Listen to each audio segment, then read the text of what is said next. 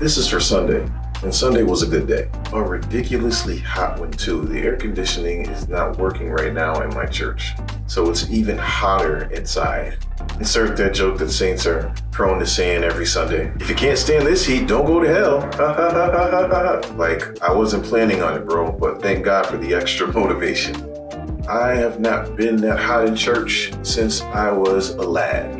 I know that we do everything that we can extra for kids nowadays, but I came from before the time that kids were special. Don't go overboard with that, because you know what I mean. I mean that the playing field was more level. We didn't get 11 different special privileges just because we were kids. Didn't matter that we didn't get served first at dinner all the time, or what order we ate in, because we were all gonna eat. And so who cared if you had to wait 10 extra minutes or something? Back when things built character, we'll put hair on your chest and such. Back when you were an adult and could still get an autograph.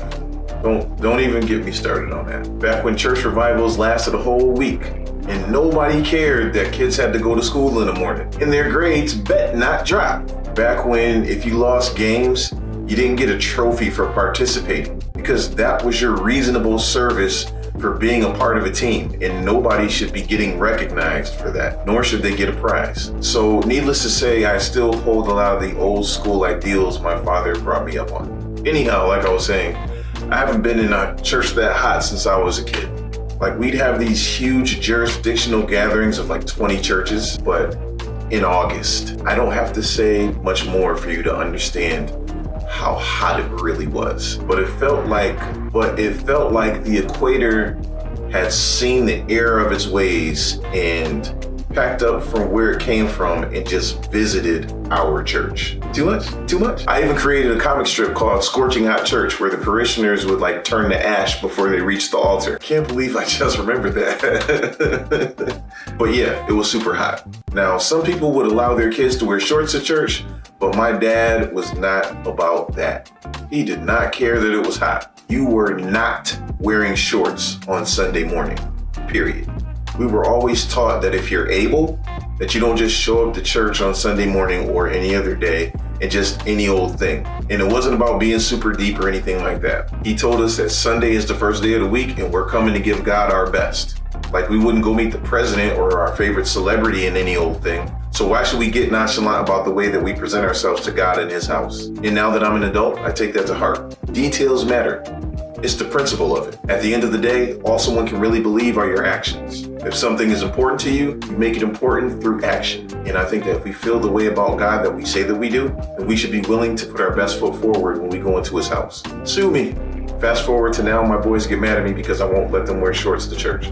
For the same reason. Dad, it's gonna be 95 degrees. Go on ahead and sweat up them church clothes, fam. You'll be all right. Regardless of the circumstances, the standard is the standard. It is what it is.